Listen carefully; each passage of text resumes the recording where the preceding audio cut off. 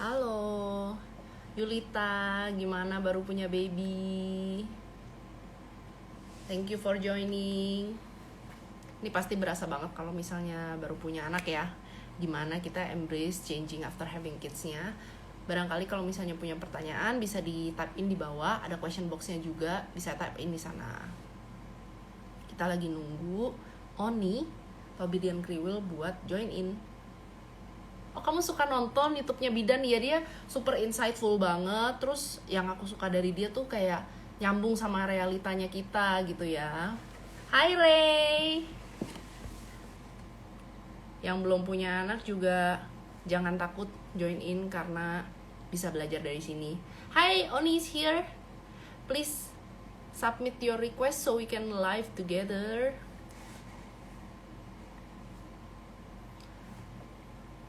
Wah, Wesley. Nggak nontonin Tama, Wes. Kamu di sini aja ya. Udah siap banget nih kayaknya punya anak ya. Mantap. Yunis, hi. Thank you for joining. Oke. Kita lagi nungguin Oni. Barangkali kalau misalnya ada yang punya pertanyaan seputar embracing life changes after having kids, boleh di-type in. Hai. Hai, Kita berjumpa. suaraku kedengeran nggak ya? Kayaknya Jelas. kamu nge-lag Kedengeran. gitu soalnya, Edlin. Super jelas. Aku kedengeran nggak? Halo?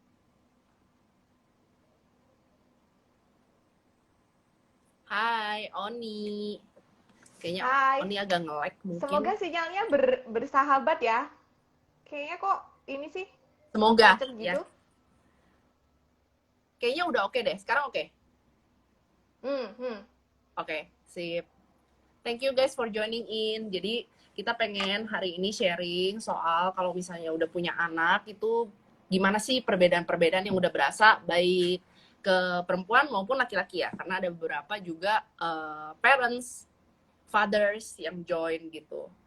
Kayaknya kalau misalnya dari sisi perempuan jelas kita berasa ya lumayan lebih banyak kali ya, karena yang secara yang kita mengandung gitu, Mm-mm. cara kita yang ibaratnya ASI juga dari kita gitu. Tapi mungkin dari perspektif fathers mungkin ada yang mau share, bisa type in di comment below atau put in question box-nya.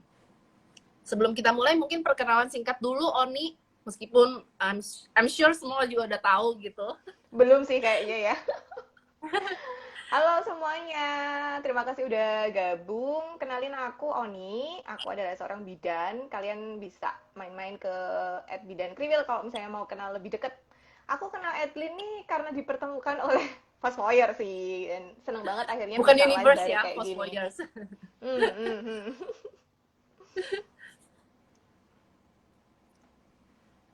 Ya, jadi Oni ini punya banyak insight yang aku suka banget konten-kontennya, soalnya itu realistis banget gitu. Jadi nggak muluk-muluk, tapi nggak nakutin, jadi berupa factual gitu. Benar-benar informasi yang berguna buat kita. Nah, kita langsung dive in aja ya. Habis lahiran ini perbedaannya itu menurut Oni secara mental and physical change itu gimana ya? Soalnya kadang kan ada orang tuh beda-beda reaksinya terhadap apa namanya life changes setelah melahirkan gitu ya. Dan ada stigma bahwa apa mungkin ini mengada-ngada, apakah benar seperti itu yang namanya ibaratnya dimulai dari pregnant ya, pregnancy brain kok tiba-tiba kayak on gitu sih, diajak ngomong nggak nyambung nih, bengong gitu kayak tampangnya tau mikir apa sih gitu. Itu sebenarnya physically itu apakah changesnya itu real atau apakah ada penjelasan biologically yang mungkin supaya bisa laki-laki mungkin lebih mengerti juga gitu. Jadi kan kalau misalnya perubahannya itu sebenarnya bukan langsung ketika kita habis melahirkan gitu ya, tapi sebenarnya Ya, ini tuh udah gradually dari ketika kita hamil gitu ya. Bayangin aja misalnya dari gadis ting-ting gitu terus akhirnya jadi hamil, perutnya ting-ting. gede, pasti banyak perubahan fisik yang terjadi dan hamilnya kan lama ya. Ada 40 ada yang Yes. 40 minggu, ada yang 42 minggu gitu. Jadi wajar ketika dalam rentang waktu itu tuh banyak sekali terjadi perubahan. Dan di sini memang nggak cuma perubahan fisik, tapi juga perubahan hormonal itu pasti kita fluktuatif banget gitu. Baik itu ketika Yes. dalam kehamilan maupun setelahnya gitu. Karena kayak di jam-jam pertama setelah persalinan itu hormon estrogen progesteronnya tadinya tinggi banget itu langsung ngedrop ngedropnya dan kadang-kadang Yes. perubahan hormonal yang begitu drastis ini tuh bisa bikin mood swing kayak gitu. Kalau dari segi Ya. fisik ya banyak banget ya yang berubah ya kayak misalnya payudara jelas berubah, terus perutnya Ya. jelas jadi berbeda gitu, jadi melar, mungkin ada stretch Panggulnya marknya. Terus berubah jadi tambah vaginanya galak. Wah, mungkin bisa juga jadi.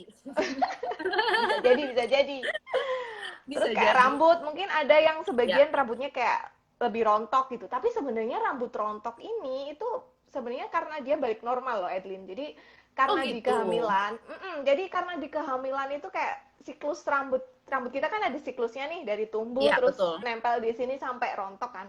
Ketika kita hamil tuh siklusnya jadi lebih panjang gitu loh. Jadi kayaknya pas hamil tuh kayaknya kita nggak pernah rontok rambutnya. Nah ketika habis Bener. melahirkan, ketika hormonnya balik normal, dia balik normal lagi akhirnya yang tadinya kayak ditahan pas masa kehamilan tuh akhirnya jadi rontok. Jadi kayak kesannya rontoknya tambah banyak gitu. Padahal ya itu Iya. adalah rambut yang harusnya tadinya rontok jadi nggak rontok kayak gitu. Oh Dan gitu. emosional jelas berubah ya. Karena Ya. habis kita melahirkan itu ada hormon juga namanya hormon oksitosin. Biasanya Mm-mm. kita kenal sama dengan hormon cinta karena dia banyak Ya. ketika kita bercinta, ketika kita menyusui. Nah, hormon ini kalau dia naik, ini dia akan bikin kita ada insting sebagai ibu gitu loh. Jadi kayak kita Hmm. pengen Kayak nyayang-nyayang insting bayinya, mencintai gitu ya. mencintai dan menjaga. Nah, kadang menjaga ini jadi berlebihan gitu. Jadi ini kadang bikin anxiety juga kayak ibunya jadi, aduh nanti Hmm. anakku ini normal nggak ya? Kalau dia ngulet-ngulet Jadi gini normal nggak ya? overthinking, jadi Jadi bikin anxiety gitu ya. overthinking karena Benar. saking sayangnya tuh sama anaknya kayak gitu. Jadi memang perubahannya banyak banget pasti. Nah, kalau kita lagi ngomong topik saking sayangnya nih, ibaratnya Hmm. seorang ibu yang udah hamil, terus udah melahirkan, nah itu apakah sebenarnya secara real kita tuh langsung mengesampingkan suami gitu ibaratnya. Kemudian kita langsung mengemongi anak secara fully gitu. Karena kan banyak juga questions yang didapat ini yang berkaitan sama pasangan malah efeknya. Karena kalau anak itu ya kayaknya kalau misalnya anak baru lahir tentu dia helpless, tentu dia butuh pegangan kita untuk segala sesuatunya. Nah, tapi dengan pasangan ini drastisnya malah beda jauh gitu. Padahal ya misalnya sebelum punya anak juga sudah married berapa tahun gitu. Tapi setelah itu juga kayak mengalami character changes gitu ya di life stages ini gitu. Itu menurut Tony gimana? Iya sih, karena kan yang pertama kita pasti karena si bayi ini kayak ya bisanya bergantung sama kita kan. Misalnya dia ASI ya dia bisanya minumnya kan cuma sama kita doang nih, nggak bisa mungkin sama tetangga Betul. gitu. Kalau Iya. misalnya dia pun mungkin bukan ASI gitu kan ya yang bikin susu biasanya kita. Kita kayak kadang kan nggak percaya nih Ya. kalau bapaknya yang bikin gitu. Nah dari situ kita kayak merasa pengen banget melindungi tuh ditambah lagi sama hormon oksitosin dan memang ada penelitian yang menunjukkan bahwa setelah melahirkan otak kita ini agak berubah gitu loh. Jadi bagian yang untuk motherhood ini bagian apa gitu aku lupa itu lebih berkembang daripada pas kita nggak punya anak gitu. Jadi emang instingnya itu dibikin sama Tuhan tuh Jadi ini ada gitu. permanen ya, maksudnya begitu dia change langsung Uh, stay gitu. Sebenarnya kalau kayak gini nanti nggak permanen juga sih. Maksudnya Agak putus-putus.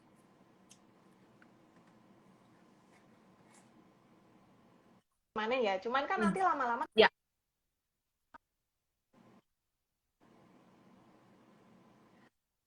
anaknya udah jadi mandiri-mandiri, ya kita akan punya rasa melindungi tapi kalau akan adaptasi sendiri. Putus-putus. ya. Sekarang baru balik lagi. Oke. Jadi untuk Iya. merecap mungkin bagian yang Halo.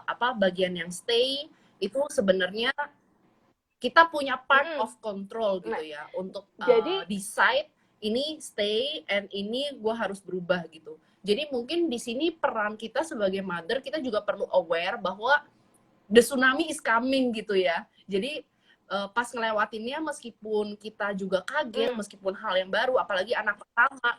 Dan experience untuk anak kedua menurutku juga berbeda gitu, nggak bisa disamain dengan yang pertama. Paling enggak dengan knowledge yang kita punya dari Oni ini, kita bisa aware bahwa pos-posnya kalau misalnya udah mulai agak over nih, udah mulai red flag udah ditancapkan, that maybe kita harus ambil benderanya dan mulai menganalisa juga kebiasaan kita ini apakah betul gitu. Karena yang ditakutkan adalah kalau menurut pengamatan aku, setelah mentally feels different, mentally change-nya itu takutnya malah jadi permanen banget gitu, terus malah jadi physical change gitu. Menurutmu itu berkaitan nggak?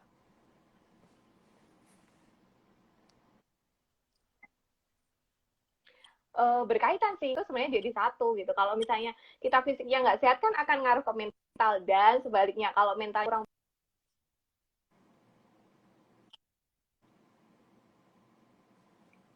bagus itu nanti lama-lama juga akan ngaruh ke psikis kita. Kan banyak tuh penyakit-penyakit itu kan. Nah, biasanya Iya, nih kalau kok kamu iya. nggak gerak sih, Ati? Aku suaranya dengar suaramu tapi videomu freeze. Oke, okay, you're back. Oke. Okay. Jadi kalau misalnya tadi mau ngomong apa?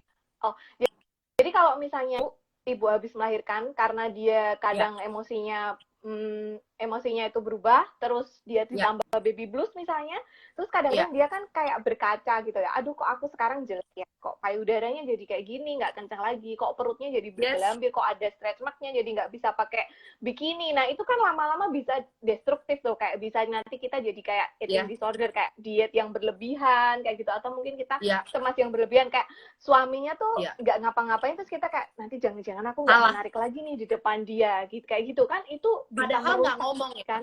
cuman udah di pikiran Dan aja gitu.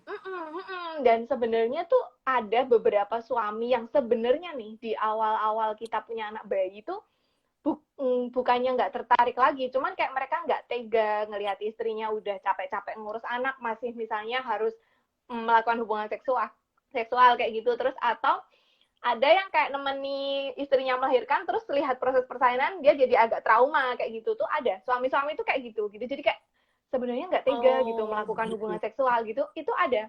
Jadi bukan selamanya karena kita tuh nggak menarik, tapi bisa karena para suami ini saking sayangnya sama kita, jadi kayak vaginanya habis buat keluar bayi nih belum sembuh sempurna masa udah mau aku pakai Iya, kayak gitu, kasarnya kayak gitu.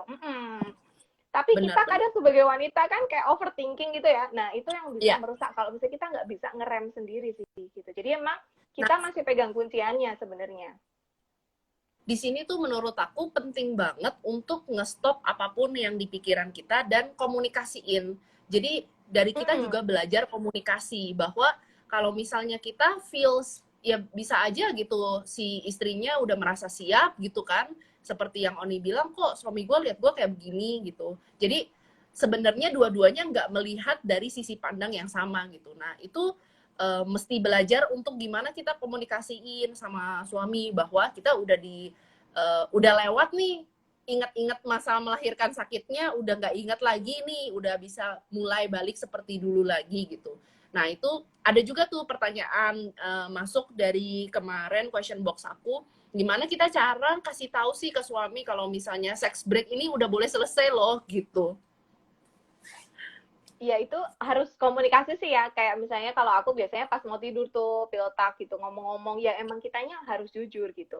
Kadang karena Ya, seks ini masih saru banget ya, masih tabu banget kan di Indonesia. ya, Jadi kayak kita sama pasangan kita betul. juga ngomongnya tuh kadang agak malu-malu gitu. Padahal ya kenapa malu gitu? Ya, Karena dia pasangan kita. Mau ngomong sama siapa lagi kalau bukan sama pasangan kita gitu. Dan malah mulai question box yang pelan-pelan deh. banyak.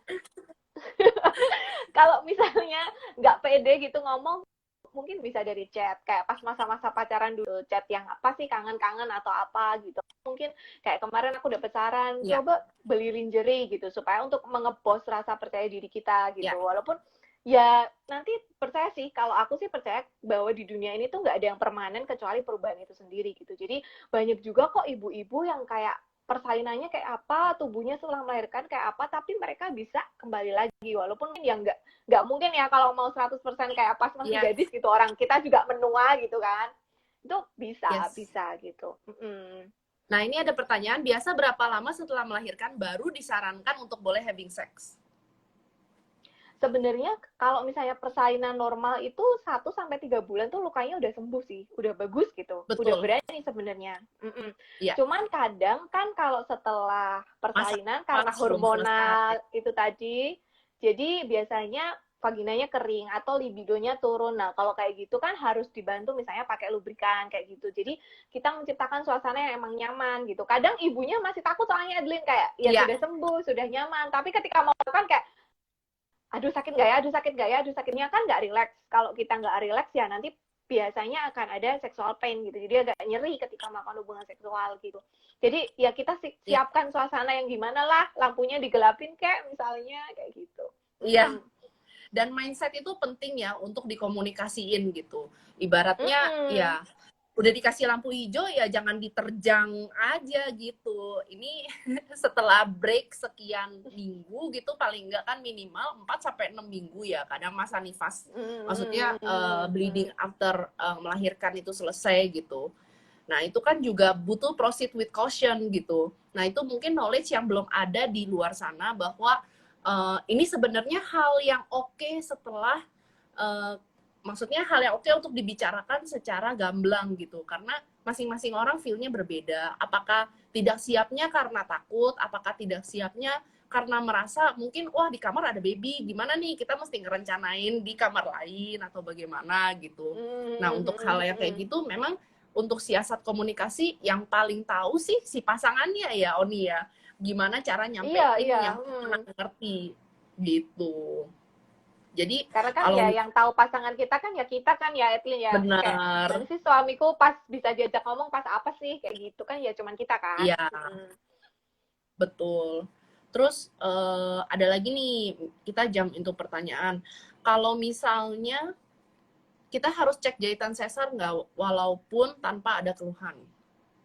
Gimana Oni? Biasanya sih, biasanya kalau jahitan sesar itu kan biasanya habis ganti perban, kalau udah kering ya udah nggak apa-apa, kayak gitu. Jadi biasanya sekitar 2 minggu setelah sesar itu biasanya udah kontrol terakhir.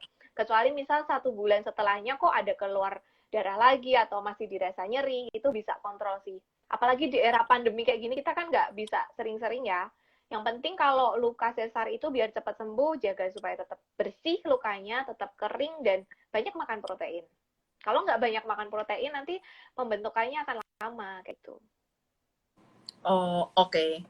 Nah, kita jump into lagi ya. Gimana kalau misalnya kita berasa nih dari diri kita sendiri, sebenarnya kita itu belum siap untuk melakukan hubungan seks setelah melahirkan. Itu kira-kira apa yang Oni sarankan buat pasien atau buat teman-teman yang merasa demikian? Gimana cara komunikasiin supaya si suami itu nggak tersinggung gitu? Kalau kayak gitu sih menurutku harus dari hati ke hati ya. Kayak kalau kita udah menerima pasangan kita kan harus dalam suka dan duka, dalam sehat dan sakit Ya, kayak gitu.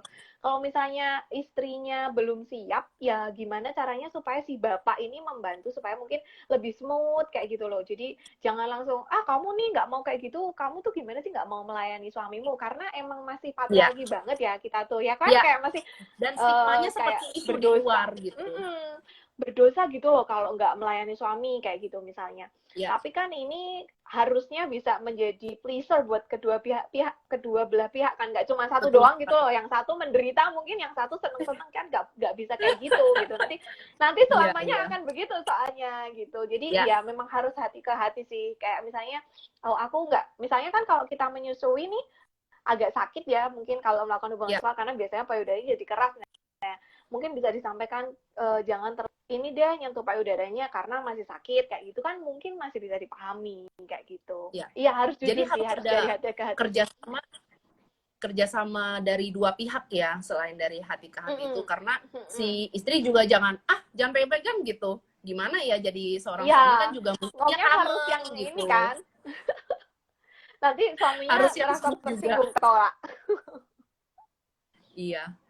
Tapi Mm-mm. sebenarnya secara physically kalau misalnya kita udah biasanya kan ada cek balik sama Objin lagi ya setelah melahirkan itu Mm-mm. 1 minggu sama 1 bulan ya kalau nggak salah. Dan Mm-mm. itu Mm-mm. kalau misalnya udah dapat lampu hijau dari dokternya itu berarti sebenarnya kita physically itu udah nggak masalah gitu. Tinggal di pikiran Mm-mm. aja, bener nggak?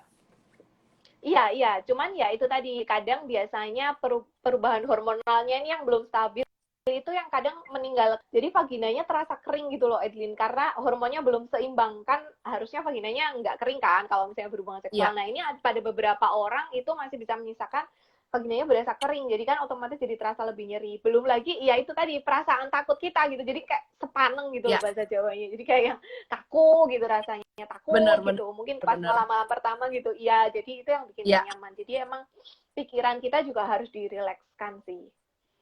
iya. Makanya sangat penting setelah melahirkan punya anak itu kita sebagai ibu dan sebagai istri, sebagai perempuan itu mengerti nutrisi, mengerti kebutuhan fisik kita gitu. Menurut saya ini sangat berdampak pada kesehatan mental juga gitu kan. Karena apa yang kita makan itu kan kalau misalnya bagus untuk tubuh kita, terutama nanti juga untuk pikiran kita tuh lebih calm. Apakah kita biasanya olahraga terus jadi nggak bisa olahraga terus jadi bete gitu kan, bisa juga gitu. Iya, bener sih, bener, bener, bener. Jadi kadang kayak, oh ya, jangan terlalu beranggapan bahwa Oni, putus putus, halo ya, gimana tadi, gimana jangan terlalu beranggapan bahwa jangan terlalu beranggapan bahwa kehidupan menjadi ibu itu seindah mama-mama gram deh ya.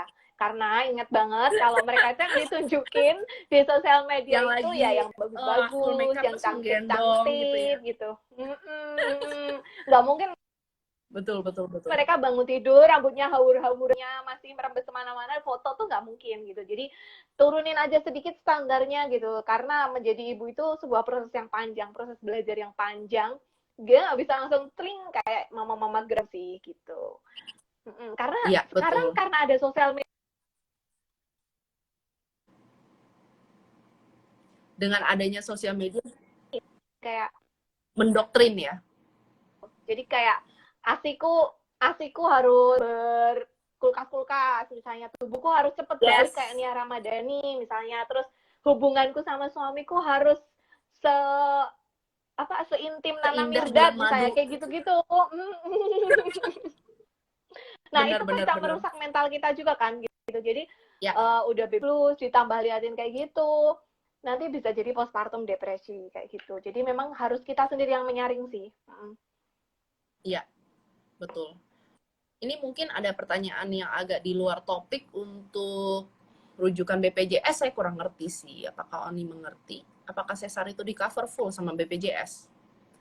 Kalau misalnya sesuai atau terus diagnosanya sesuai, biasanya iya. Jadi kan harus bertahap kalau Bukan misalnya mau pilihan FGD, ya, jadi harus bukan dari sesar puskesmas pilihan dulu jadi. bawa rujukan kayak gitu. Kalau nggak ada rujukannya biasanya susah sih di covernya. Terus Hmm, jangan naik kelas ya. Kalau misalnya kelas satu ya kelas satu gitu. Kalau kamu naik kelas nanti biasanya harus bayar juga. hmm, oke deh. Harjono, wah terima kasih sudah tune in. Barangkali udah siap ya akan life changes ini kalau misalnya punya anak. Karena perubahan mental tadi kita juga udah sebut, selain hormon, pikiran kita juga kemana-mana, dan ada yang namanya baby blues itu creep in gitu. Dan baby blues ini datang itu nggak kelihatan kayak tiba-tiba baby blues aja gitu. Kalau Mm-mm. di saya pernah merasa tengah malam pengen nangis gitu.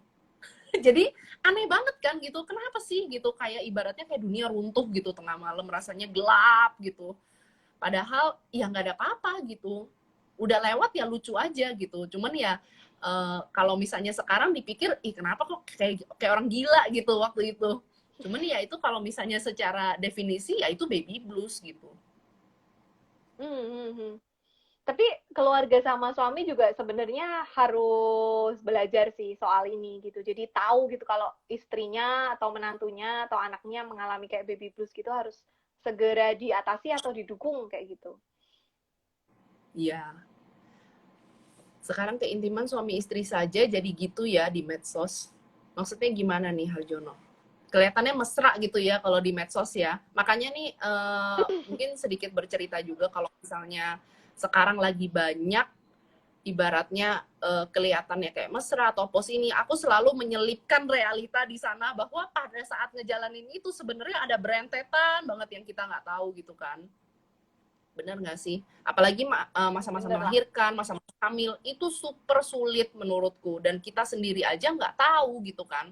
Lagi bakal gimana gitu, apalagi anak pertama. Ini ada pertanyaan dari Rinda Etika, aku sudah 38 weeks bidan Oni, tapi belum ada tanda-tanda kontraksi, apakah normal saja? Sepertinya normal ya. Normal. Normal saja Iya, itu. Nggak apa-apa, sabar aja. iya. Benar sabar aja, karena aku pas anak kedua itu nggak ada kontraksi, nggak ada apa, besoknya bles gitu. Langsung Enak dong. ketubannya pecah. Iya, lumayan sih, lumayan menyenangkan sebenarnya. Iya. Kemudian gimana nih kalau misalnya spouse, husband, terus keluarga kata Onis menjadi sesuatu orang-orang di sekitar kita yang sangat bisa mendukung kita untuk melewati hal-hal yang susah gitu kan, yang kita belum pernah hadapi sebelumnya, especially anak pertama. Tapi banyak kan malah dikasih wejangan-wejangan, dikasih informasi kan supaya kamu ngerti dan sebagainya. Itu proses penyaringan di kepala kita tuh harusnya seperti apa sih, atau bisa dikasih gambaran gitu Oni? Ya harus di cross check sama medis sih. Jadi mau ada info apa aja gitu, percayalah pada ya yang memang sekolah di situ gitu. Karena nggak selamanya yang hoax-hoax, mitos-mitos atau misalnya budaya adat-adat nenek kakek kita zaman dulu itu bisa dipakai gitu loh. Karena kan mereka mungkin karena apa ya, titen gitu kalau bahasa Jawanya. Jadi kayak oh kalau Ya, misalnya ibu hamil minum ini tuh yes, benar banget. ini gitu, satu orang gitu tapi digantikan akhirnya turun temurun jadi kayak seolah-olah tuh bener. Nah itu memang masih ngilangin itu. Bahkan aku sendiri pun kena Ya, dulu kan aku SC ya. ya, Itu kalau nenekku tiap ya, datang ke rumah ngelihat aku duduknya kan, jadi aku agak oh iya deh iya.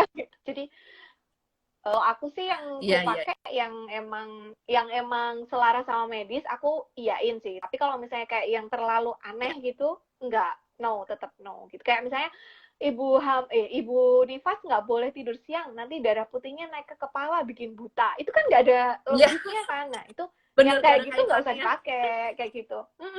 Atau misalnya Iya, bayi sakit yang minum obat ibunya lah ya kan gimana masa ibunya kan yang sakit bayinya kayak gitu. Nah yang kayak gitu sebenarnya kita tahu Pak Edlin kayak yang nggak masuk logika tuh iya, nggak usah bisa diikutin kayak berasa gitu. ya. Kita bisa berasa.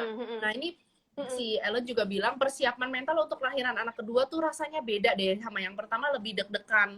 Itu bener sih, kayaknya perasaannya lebih gimana ya, karena kita mungkin lagi juga mengasuh anak yang pertama, kita takut cintanya terbagi, kita takut mungkin kita di rumah sakit lebih lama, kita takut karena sudah merasakan proses lahiran yang pertama itu, apakah yang kedua bisa sama, kalau misalnya smooth, kalau misalnya nggak smooth, mungkin trauma-traumanya muncul gitu, apakah nanti seperti itu gitu ya, jadi kayak tiba-tiba bisa keluar gitu pikiran kayak gitu nggak sih? Nah itu untuk lebih calmnya mungkin kalau aku mungkin bisa nyaranin kayak yoga-yoga ringan, perbanyak informasi yang benar gitu ya, karena kalau aku orangnya suka cari informasi, kalau misalnya faktualnya aku sudah tahu, aku merasa lebih tenang gitu.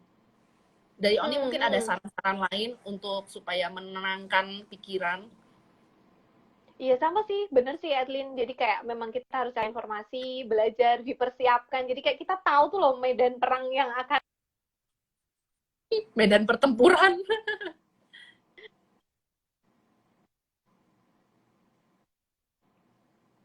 apa, kita udah ada gambaran oh kita tuh Ya, bakalan ngapain gitu. ya, Kita nggak tahu apa-apa, nggak belajar, nggak ada visi kayak misalnya ada trauma ya, persalinan kayak gitu, itu kan ya. mungkin bisa ikut hipnoterapi kalau misalnya sangat-sangat mendalam, atau bisa sesimpel dengan kita menerima diri kita sendiri gitu, bahwasanya ya kita cuman manusia biasa yang memang segala sesuatunya itu ada di tangan Tuhan gitu. Makanya memang aku juga selalu menyampaikan kalau boleh sih kita punya rencana, tapi jangan lupa Ya, buat ikhlas dan menyerahkan sisanya pada Tuhan gitu. Karena sometimes tuh kita kayak terlalu, aduh aku pengen normal, pokoknya normal, normal, normal, normal. Ketika ya, ternyata terjadi sesuatu benar. dan kita harus SC, nah itu kecewanya tuh jadi lebih berat gitu loh rasanya. Gitu. Jadi Ya, oke lah, aku pengen normal, aku pengen normal. Tapi kalau misalnya SC, ya nggak apa-apa, terbaik untuk aku dan bayiku kayak gitu gitu. Dan itu bisa diterapkan di segala aspek sih. benar. Ini benar nih kata Nadia nih, low expectation nggak siap harus siap mungkin dengan segala kemungkinan. Jadi dan jangan lupa dengerin kata hati. Jadi kalau misalnya kamu emang udah berasa ini berat banget, berasa nggak ada yang ngerti, jangan takut untuk seek professional help. Karena menurut dari pengalamanku itu lebih baik kamu cari professional help dan kamu tidak butuh dibanding kamu sudah nggak tahu mau kemana lagi dan pas kamu ketemu pun kamu sudah terlalu jauh dari masalah akarmu gitu. Jadi PR-nya makin panjang menurutku. Karena apalagi kalau misalnya hamil anak kedua gitu ya, bisa aja belum di-plan, bisa aja karena pandemi gitu, kekhawatiran itu kan jadi layernya nambah 10 kali lipat gitu. Terus apalagi anak pertama mau sekolah dan sebagainya.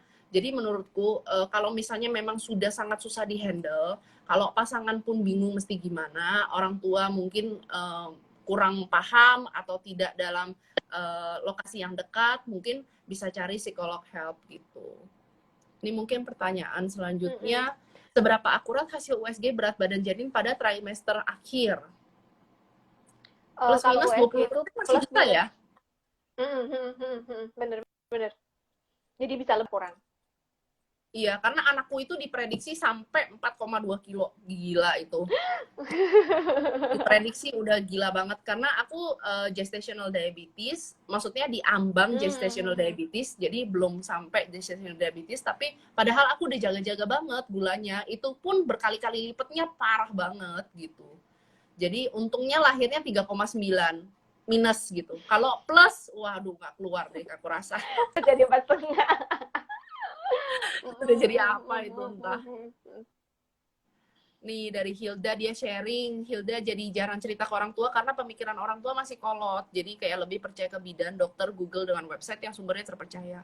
Itu benar, aku merasa setelah menikah dan setelah punya anak, kita ternyata punya value sendiri yang kita pengen kembangin. Jadi meskipun kita tahu apakah itu mungkin bukan yang paling tepat, tapi kita ingin mencoba, menurutku kita punya hak untuk menjalankan itu.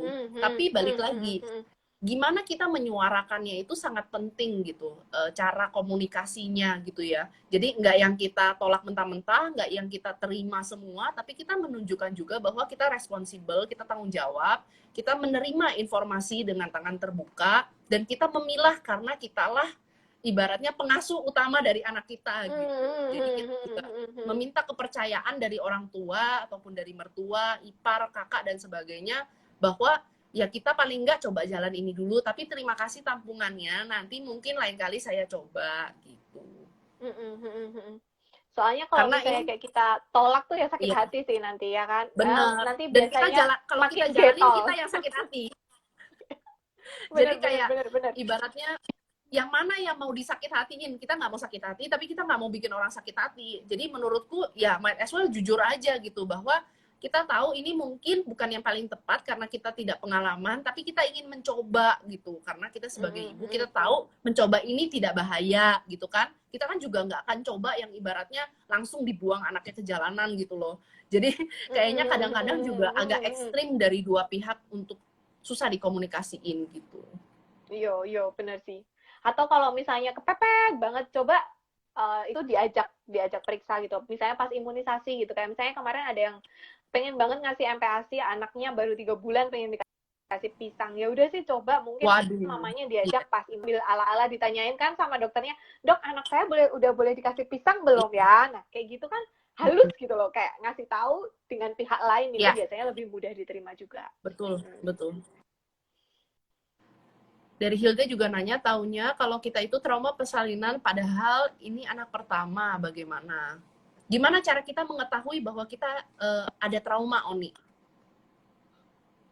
biasanya ini karena kita too much information juga bisa sih. Jadi kayak suka nonton video Hmm, persalinan atau misalnya nanya-nanya, oke. persalinan tuh rasanya gimana sih? Kayak gitu. Nah, terlalu banyak yang kayak gitu. Itu nanti lama-lama bikin kita takut juga sih. Dan konon Jadi katanya, ini pusing konon sendiri. katanya ya. Oh, konon Iya, katanya trauma persalinan kita dulu pas lahir juga itu bisa kebawa di alam bawah sadar. Cuman ini aku belum menemukan lagi jurnalnya. Cuman dulu pernah dikasih tahu sama pas aku hypnobirthing itu dikasih tahu kayak gitu. mm-mm. Nah, cuman ya itu tadi, kurangilah informasi yang kayak kita bikin serem. Kalau misalnya kamu takut melihat proses persalinan yang di YouTube itu yang kayak gimana kelihatan vaginanya, ya jangan nonton kayak gitu loh. Jadi Ya, dikurang-kurangi sendiri benar-benar, kayak gitu. Kayak kita udah tahu benar, kita takut hantu gitu, tapi nontonnya horor terus ya lama-lama kan merap benar. kepikiran ya kan ada suara Ya, tikus aja hantu tuh kayak gitu. Sama, ya. sama. Jadi dengerin Kalau aku pengalaman persalinan yang menyenangkan aja. Kalau kamu gimana? kalau aku pas yang pertama itu, aku orangnya kalau misalnya sudah percaya sama objinku, aku decide waktu itu untuk percayakanlah saja ke dia. Jadi kebetulan aku memilih objin yang memang katanya pro normal. Tapi menurutku kalau misalnya aku sampai nyawaku membahayakan atau aku dan bayi, tentu dia pasti akan sesar gitu. Jadi aku memutuskan gitu secara sadar bahwa aku nggak mau pusingin ini karena dia yang sekolah, jadi aku pusingin badanku dan badan bayiku saja gitu. Jadi kalau aku check up dia nggak Bener-bener sih. ngomong apa-apa, aku nggak nanya-nanya. Jadi menurutku nggak perlulah untuk hal yang nambah-nambah beban pikiranku, karena aku pikir yang penting semuanya fine. Jadi assuming everything fine, kalau ada yang nggak fine dokter pasti bilang gitu. Makanya perlu untuk trust objinnya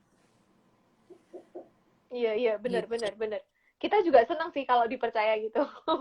Kalau ada yang kayak Iya, terlalu agak-agak ngeyel gitu ya, agak-agak aduh gitu. Karena iya, ada juga karena sih karena menurutku yang enak banget hmm, hmm, gitu. Pas lahiran kita udah percaya sama bidannya karena kita udah ikut kelasnya, kita juga udah kenalan, udah latihan, belum bisa atau bisanya kita dia juga udah tahu gitu. Kemudian pas mau lahiran kalau kita salah ya kita dengerin gitu. Jadi ya bidan pun seneng ngebimbing kita, ngebimbing nafas, ngebimbing kasih kita teh manis, suruh makan dulu gitu. Karena kitanya juga kooperatif gitu, dan aku percaya hmm, kayak hmm. kayak The Secret ya, kalau kita send positive vibe to the universe gitu, berharapnya juga ini anak lahirannya lancar lah, karena pikiran kita juga flow flow gitu. Jadi berusaha Iya, berpikir bahwa ini akan smooth. Anak lahiranku yang kedua itu perlu ada tindakan. Jadi tindakannya itu kalau misalnya diceritain mungkin cukup traumatis, tapi pada waktu itu aku fokus dengerin kata si bidan, Bu, denger saya ya, pasrahin aja. Waduh, deg-degan juga lagi mau lahiran, udah lagi ngeden disuruh pasrahin lagi. Nah, udah gitu ternyata dia hentakin kakiku ke belakang, dokternya itu puter bayinya keluarin, dan itu tindakannya 2 kali. Sampai hipsku itu bone-nya agak menggeser sedikit karena ngeluarin bayinya harus diputer. Waktu itu bahunya gimana lah gitu, bahu babynya sampai harus diputer. Tapi aku berfokus pada itulah omongan si bidan, pasrahin aja gitu, lemesin aja, biarin. Jadi aku pikir ya udahlah, mereka yang sekolah, mereka yang udah latihan segitunya untuk lahirin orang, ya kita di sana sebagai sarana aja supaya babynya lahir gitu. Mereka juga nggak mau kok kita kenapa-napa gitu kan. Iya, nggak mau lah ya. Iya, Bener sih, bener. jadi ketakutan Karena kadang berlehak memang berlebihan ada itu yang nggak apa perlu. ya, ada yang maksa gitu loh Edwin, kayak misalnya kita udah tahu oh ini DJJ-nya mungkin kurang bagus, oh ini ketubannya mungkin warnanya udah hijau banget dan ini harus Iya, SC, tapi sometimes ada juga yang kayak ngeyel, nggak mau, saya nggak iya, mau SC, pokoknya yang lain aja gitu, mungkin karena iya, takut atau mungkin karena apa. Nah itu kita yang kayak dilematis banget memang kalau kayak gitu. iya. Nih Ellen bercerita, walau mertua selalu kasih wejangan, dengar mama udah pengalaman anak udah 4 tapi tetap berpegang teguh dengar kata objin dan bidan. Itu benar sih. Jadi meskipun anak 4, anak 2 atau tante yang tidak memiliki anak ya, juga pasti ada wejangan-wejangan seperti itu. Jadi dengar dari pengalaman mereka, kalau saranku ikutin aja, maksudnya ikutin dalam pembicaraan. Jadi kalau pembicaraan kita nggak ngeyel, dan kita klaim bahwa title kita adalah ibu gitu. Jadi metode yang kita gunakan adalah ini untuk sekarang gitu. Jadi kita juga tidak mempermanenkan decision kita. Mereka akan cenderung, ah ya sudahlah, ibaratnya sama aja kayak kita pilih makanan. Semua duduk di food court, dia mau makan nasi goreng, kalau kita kekeh belinya kue tiaw, ya makannya kue tiaw gitu. Jadi ya Oh. yang penting cara penyampaiannya aja, jangan terlalu dingeilin juga. Dan kita juga refleksi ya, apakah benar kita nggak mau dengar omongan orang? Apakah jangan-jangan omongannya si tante atau si mertua tuh bener? Kan mereka faktanya memang sudah hidup lebih lama dari kita gitu ya. Jadi mungkin ada sisi yang harus kita terima juga, jadi nggak terlalu konfrontasi lah menurutku gitu. Soalnya emang kadang kita kayak, aku open minded kok sama hal-hal baru, tapi kita nggak bisa open minded sama hal-hal yang berbeda dengan pendapat kita. Itu sih, Benar. kadang-kadang kayak gitu yang terjadi. Dan action yang konsisten menurutku tuh penting. Kadang kita nggak mau dengar omongan orang tua atau omongan mertua, tapi kita cenderung komen ke saudara, ipar, sepupu. Kita juga kasih wejangan. Itu menurutku sangat bertolak belakang dengan apa yang kita percayai gitu. Harusnya kita mendukung saudara kita, ipar kita, dia mau bagaimana dengan anaknya, kita dukung gitu, bahwa ya memang dia decision maker-nya gitu. Jadi kita merubah culture generasi kita bahwa semua orang itu sudah punya pendidikan masing-masing, informatif masing-masing, dan kepercayaannya masing-masing. Kalau sampai kita ditanya, ya baru kita jawab gitu. Tapi kalau misalnya nggak ditanya, ya udah, kita juga nggak usah kasih wejangan. Karena emang nilai orang itu lebih mudah sih, ya kan? Kalau kita yang dinilai, kita yang marah-marah gitu. Tapi kalau nilai orang tuh memang gampang banget. Dan mungkin tips kalau untuk mengurangi trauma persalinan itu, kalian bisa bikin perencanaan persalinan sih. Walaupun ini mungkin masih belum umum di Indonesia gitu, tapi kalau misalnya udah kayak, wah misalnya kamu dokterku nih, aku udah naksir banget sama kamu gitu, mungkin kita bisa bicarakan, oh dok saya nanti persalinannya pengennya kayak gini nih, kalau nggak memungkinkan saya pilih opsinya yang ini nih. Itu bisa kalian bicarakan, jadi kayak lebih tenang juga karena kamu sama doktermu udah sinkron gitu. Betul, betul. Nah kalau misalnya untuk adjustment period ya, maksudnya timeline dari kita setelah lahiran, dari kita setelah punya anak, menurut Oni itu akankah kita kembali seperti semula gitu? Atau menurut Oni berapa lama waktu yang harus kita berikan ke diri sendiri, atau butuh waktu dari orang lain untuk mengerti kita bahwa kita nih udah berubah nih gitu? Kita pasti berubah sih, Adlin. Kan kita udah level up dari gadis remaja menjadi ibu. Level up, bener ya, berubahnya bukan udah change naik, ya, tapi kita level up gitu. I like it. Iya. Sangat Jadi setuju tentu itu. pasti kita udah beda dong gitu. Kita harusnya kita udah berkembang gitu. Mungkin udah jadi lebih dewasa. Karena kita sekarang nggak cuma memutuskan sesuatu hal untuk diri kita, tapi juga untuk anak kita kan. Pas anak kita nih belum bisa ngambil keputusan gitu. Jadi mau nggak mau ya kita harus upgrade diri juga gitu. Harus belajar juga gitu. Mungkin belajar hal, karena kan kita nggak mungkin yang ahli di semua bidang. Mungkin kalau belum tahu parenting yang bagaimana, ya kita belajar parenting gitu. Jadi memang ya kita harus berubah terus. Kita nggak bisa jadi diri kita pas kuliah dulu, mungkin begadangan gitu, sudah tua jago. Jadi ya kita akan berubah terus gitu. Jadi menurutku nggak akan bisa sih kita balik lagi kayak dulu lagi gitu. Tapi harapannya berubahnya ini ya menjadi yang lebih baik seperti itu.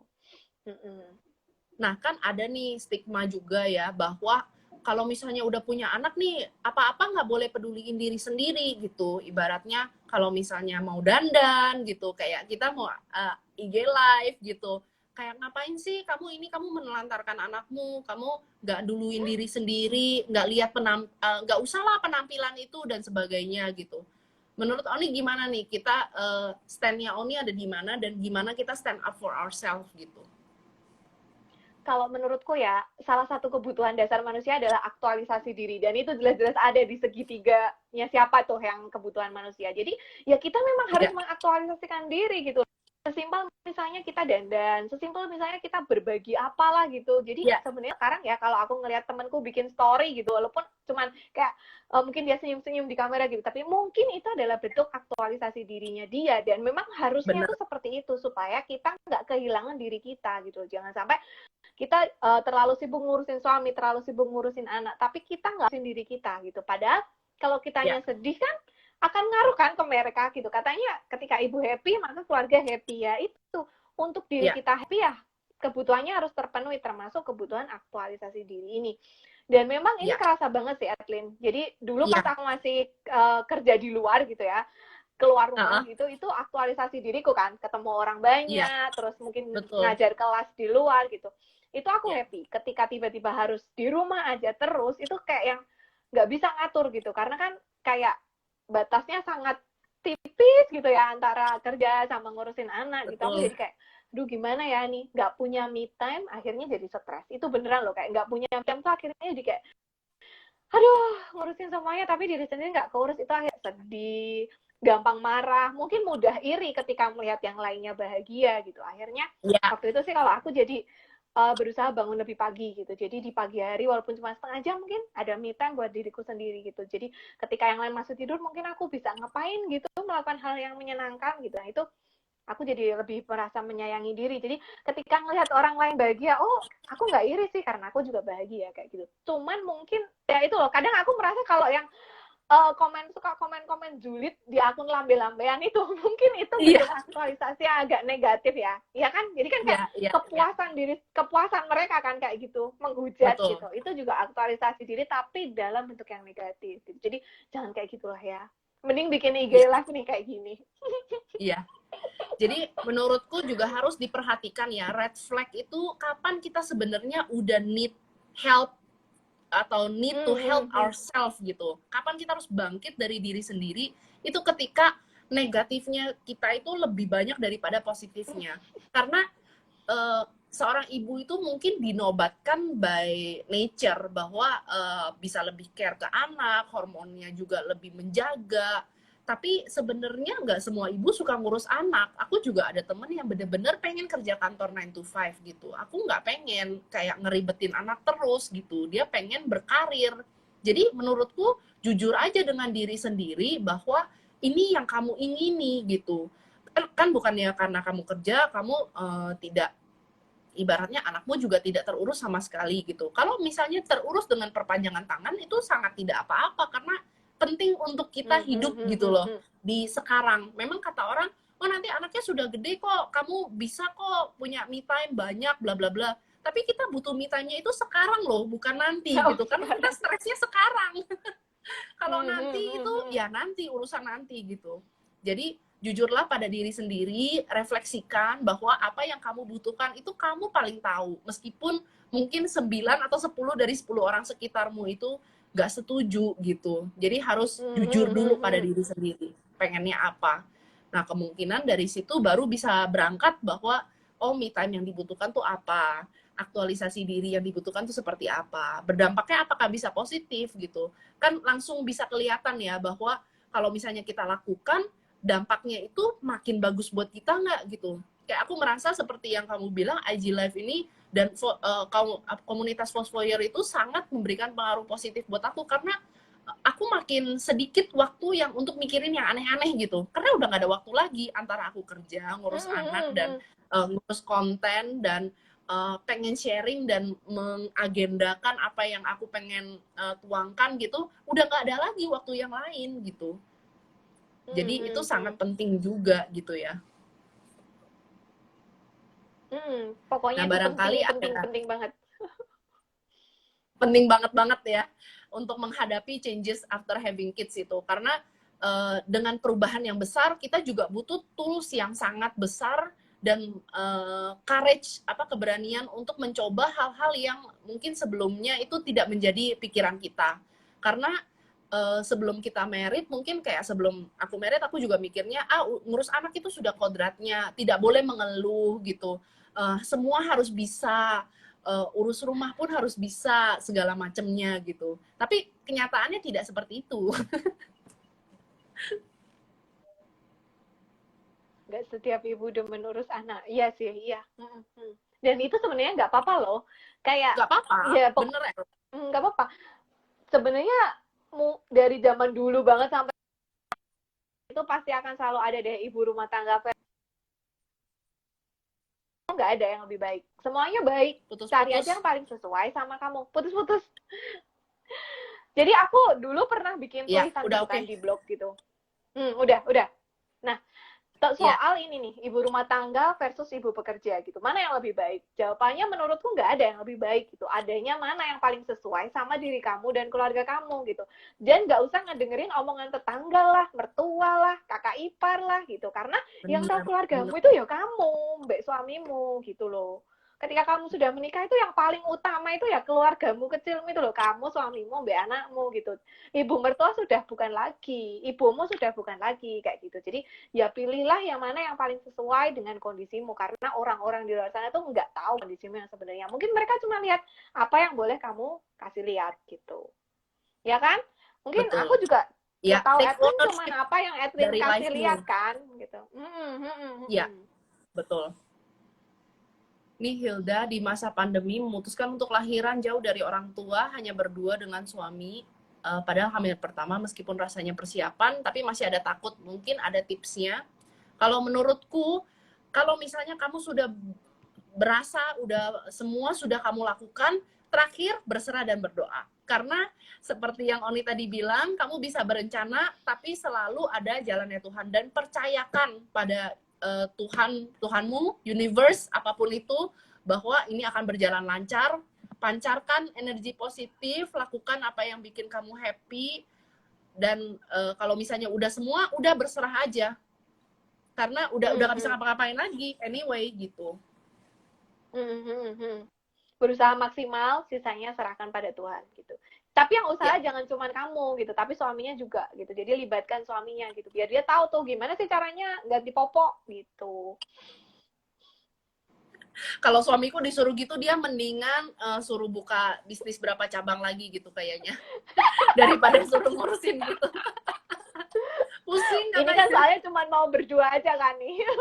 Oh ya, benar Kalau mau juga ya. berdua sama suami ya harus bagi tugas kan sama suaminya tuh. Benar, Jangan sampai benar. ini karena dulu aku pernah dapat ini nih cerita nih Atlin. Jadi katanya nih dia Ya, itu udah ngurusin anaknya, bersihin rumah, ngerjain pekerjaan rumah gitu. Tapi ya, suaminya tuh bener-bener nggak mau gitu loh, kayak yang ya udahlah itu kan emang tugas kamu, tugas aku tuh nyari duit gitu. Padahal kan nggak ya, ngasuh anak itu ya, tugas orang tua gitu. betul. Dan ayah Ya, adalah orang tua juga gitu. Jadi ya memang tugasnya ayah juga gitu. betul. Ya, menurutku itu harus dikomunikasikan dan jangan takut untuk berubah pikiran. Karena along the way, meskipun kamu pikirnya it's okay, tapi suatu hari it's not okay, kamu harus suarakan itu gitu. Jadi kalau misalnya hari ini kamu lagi lelah, kamu tidak ingin menyapu, selama itu masih dalam batas yang wajar, kamu boleh suarakan secara lembut ya gitu. Karena kalau misalnya kita mulai berasa itu biasanya nggak akan tiba-tiba langsung meledak, duer, gue nggak mau di rumah lagi gitu. Biasanya ada sedikit tuh. Hari ini nggak pengen nyapu hari ini lagi nggak pengen ngelipat laundry tuh pada ketawa kan, bener kan, bener kan. Bener Jadi bener bener tuh, bener.